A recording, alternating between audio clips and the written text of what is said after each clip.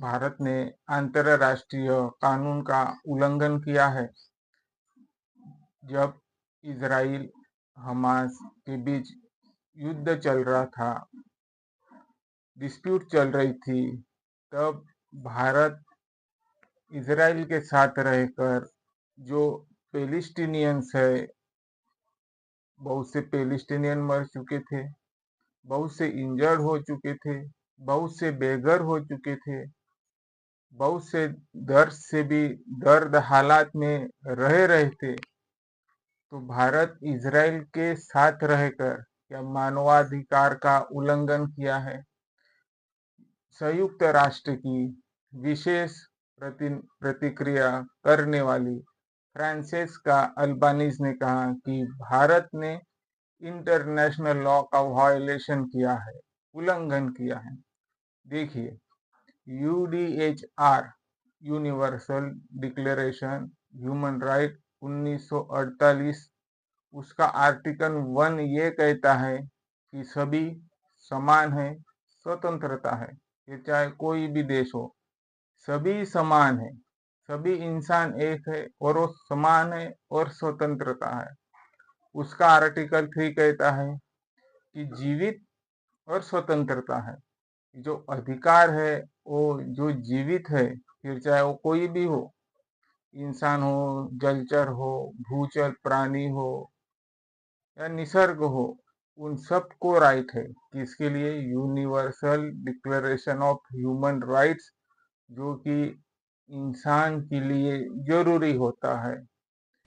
तो भारत पेलिस्टीनियन के साथ रहकर सच में इंटरनेशनल लॉ का वायलेशन किया है।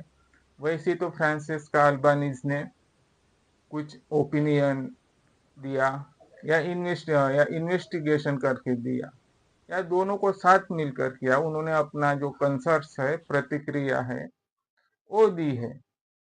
तो फिर ऐसी भी हो सकता है, वैसी तो भी मैं साफ तौर पर कह दूं कि भारत इजराइल के साथ नहीं था। जब इजराइल ईरान का युद्ध था, अयतुल्ला खमीनी की डेथ हो चुकी थी, तो बहुत से कश्मीरी जो थे वो शिया ग्रुप के थे, तो वो ईरान के साथ खड़ी थी, ईरान के साथ थे। कुछ साउथ के लोग भी ईरान के साथ खड़े थे। और जो 23 मार्च नागपुर में आरएसएस के हेडक्वार्टर पर मोर्चा जाने वाला था, उस पर भी प्रकाश जी आम्बेडकर ने कहा था कि हम ईरान की तरफ से है। तो इजराइल की तरफ से रहने से भारत का कोई सवाल ही पैदा नहीं होता। तो लगभग जो यूनाइटेड नेशन की जो स्पेशल रिपोर्टर्स है, फ्रांसिस्का अल्बानी, शायद ये उसकी जो प्रतिक्रिया है वो खारिज भी हो सकती है। वैसी अगर भारत पे वायलेट इंटरनेशनल लॉ का उल्लंघन करने का आरोप लगा है, तो फिर ऐसी भी हो सकता है कि जब यूक्रेन रशिया का युद्ध था, तो भारत रशिया के साथ मिलकर इंटरनेशनल लॉ का वायलेशन कर रहा था। इधर पाकिस्तान अफगानिस्तान का युद्ध था, तो तब भी ये कह सकते हैं यूनाइटेड नेशन की जो फ्रांसिस्का अल्बानीज है कि जो भारत है वो अफगानिस्तान के साथ खड़ा रहकर इंटरनेशनल लॉ का वायोलेशन कर रहा है। या ऐसी भी कह सकते हैं। देखिए, भारत एक सार्वभौम राष्ट्र है, ना ही वो किसी के साथ खड़ा है और ना ही किसी के प्रेशर में है। वो इंडिपेंडेंट है। जब चाहे तब वो अपनी शक्तियां और अपना जो गरिमा है वो हासिल कर सकता है।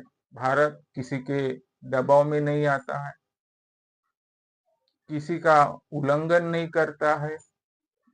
दुनिया बड़ी है, आबादी बड़ी है, तो कुछ छोटे मोटे राइटों का हनन होना आम बात है।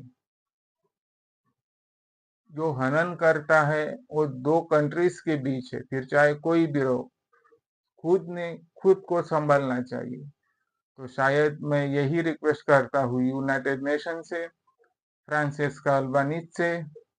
आपने जो आपकी प्रतिक्रिया दी, आपका कंसर्न दिया, वो आपके सोच विचार से दिया। पर भारत हमेशा ही युद्ध विराम, युद्ध को ना हो, युद्ध जैसी स्थिति ना हो, किसी का अधिकारों का हनन ना हो, इस स्थिति में भारत खड़ा रहता है ज्यादातर। फिर चाहे वो कोई भी राष्ट्र हो, कोई भी देश हो, भौगोलिक स्थिति हो, पर्यावरण स्थिति हो या निसर्ग स्थिति हो, भारत हमेशा से ही एक अच्छी दिशा, अच्छे अधिकारों की ओर गया है। हाँ, ये बात सही है कि भारत में जाति धर्म के ऊपर पॉलिटिक्स ज्यादा चलती है। पॉलिटिक्स है, पॉलिटिक्स में ये चलना आम बात है। पर किसी का राइट का हनन, इंटरनेशनल लॉ की किसी की जिंदगी के ऊपर खेलना, ये भारत की सोच नहीं है, ना ही समझ है और ना ही स्वतंत्रता है। इसलिए मैं यूनाइटेड नेशन से रिक्वेस्ट करता हूँ कि भारत ऐसे विचारों को सोचता भी है, सोचता भी नहीं है और ना ही ऐसी करने का विचार रखता है।